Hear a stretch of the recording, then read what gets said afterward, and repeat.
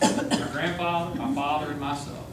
I've never signed one that said this person died because of work.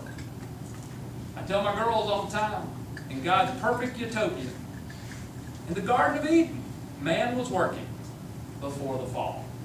And girls, when you turn 15, that's a magical day in our house. You are going to work. And I'm proud that they all have done so, and they're going to be conscious contributors, I believe, to society. And hopefully they're going to care for Susan's and my grandchildren. But it's incumbent upon Dad, though, to help make sure that they have the freedoms that they deserve. But I do need your help. Please consider, if you're not prepared to contribute to us tonight, consider that this evening. You can contribute on our website. You can go to Southerland for Congress, and just remember South. South. We are in the South. So Southerland is spelled S-O-U-T-H. SutherlandForCongress.com. If you have any questions, please call us. There's a number on our brochures. Reach out to us. Call us if you have a question. Funeral directors, well, we're up 24 hours a day, 7 days a week. You're not going to bother me. I'm used to that. So we want to respond to you. It is time you had a representative that represented you, that listened to you, that talked to you, and had a conversation with you. I want to be such a leader and such a representative. I want to thank David, Jenna, and the others who have worked, and Jean, the others who have worked, Mr. Odom, to be a part of this gathering. Thank you for coming. Thank you for coming to fellowship with us tonight. We've got a lot of wonderful food. I want to make sure that we continue to partake in it. I will say this, there are probably some of you who do not know me. Let me answer a question or two. And I will keep this very brief, because you didn't come for a rally tonight, you didn't come for a debate, but are there questions out there? And I will field maybe 2 or 3 questions, and then I'll continue to meet with you one-on-one. Are there any questions? Mr. Christmas. I don't want to ask a question. I want to say, on behalf of myself and my family, I've known Steve for over 20 years, and everything he said tonight is absolutely the truth and the facts. He'll be a man that stands behind what he said. And he's a God-fearing man, and I just want to encourage you to support him. Thank you. I'll say something since you said that. Mr. Christmas's son, Bruce, is one of my dearest friends in all the world. Every man should be privileged to have a son or to have a friend like you and Mrs. Christmas has produced for me. Bruce has been he's very dear to me. Very dear. And I know this, that if I ever needed anybody, if I needed somebody to hold me accountable, to keep me on the straight and narrow, the good Lord has put some pretty incredible men in my life that care for me and care for my wife and my children enough to come find me wherever I am to make sure that that happens. That is a true, true friend. And Mr. Christmas, I just appreciate you and Bruce and Stuart and the whole Christmas family are great, great people. Thank you. Question? Well, I can't go without saying something. And that is, 3 minutes. I won't even take that long. I don't mind if less than 3 minutes. Well, let me speak over here. the first time I met Steve, he called and he said, just want to talk to you for 2 minutes. Well, 2.5 hours later, we're still in this jacket, very up.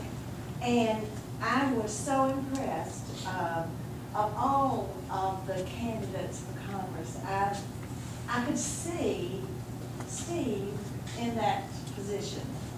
And as the time went on, I've seen it more and more. I've never heard the same speech. He never has the same speech.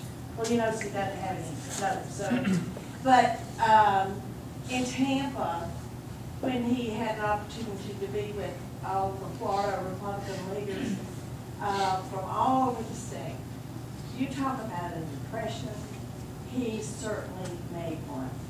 And he was there until the wee hours of the night, visiting one-on-one or table by table. And it was so good to have you there where people could get to know you, because when you go into a position like that, you're representing a lot of people. You're really representing the state of Florida, but you're especially representing your district. I feel like we have a candidate who will do that for us. And I, again, want to ask for everyone's support of Steve's candidacy. Thank you. Thank you. Thank you. I ask for a commitment from you. Yes, sir. Are you prepared to put what's right for America ahead of party, person, and campaign contributors, and see what's right? Well, I will say this: I have never received a campaign contribution that I have not made it very clear that in a conversation that it is not with right ever being violated. You know, we have been there are quite a few people in the room right now that have already supported me. Okay, and that have vetted me pretty well. We have shared values. You know, we believe in the value of hard work. We believe in the value of honest dealings.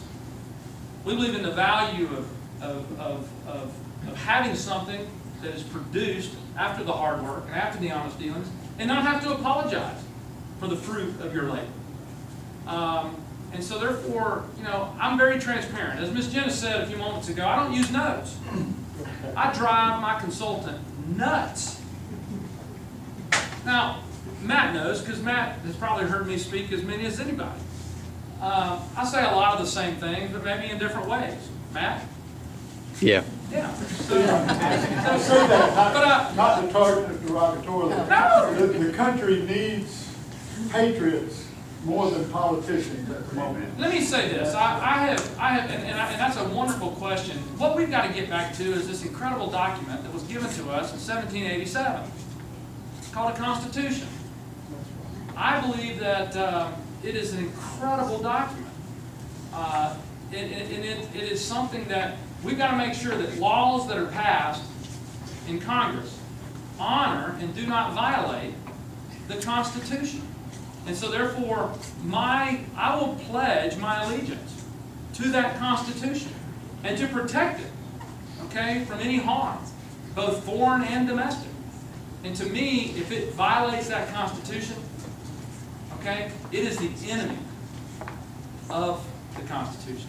And so my commitment to you and to those here tonight, number one, is to that document and to what is right.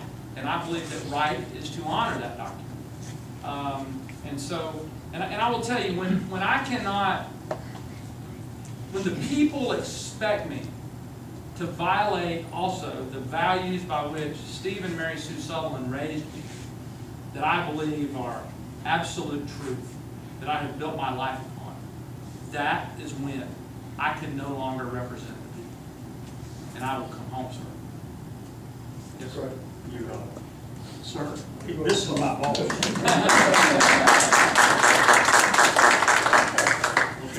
I appreciate your mention of the Constitution. Sure, you haven't read it. I have read it. I've read Senate Bill 1070, by the way. Well, that's good. Well, you promised to I'm read. qualified to be a member of the staff, I guess. But none of You our promised to read the Constitution at least once a week when you're in office. I read it about once a week.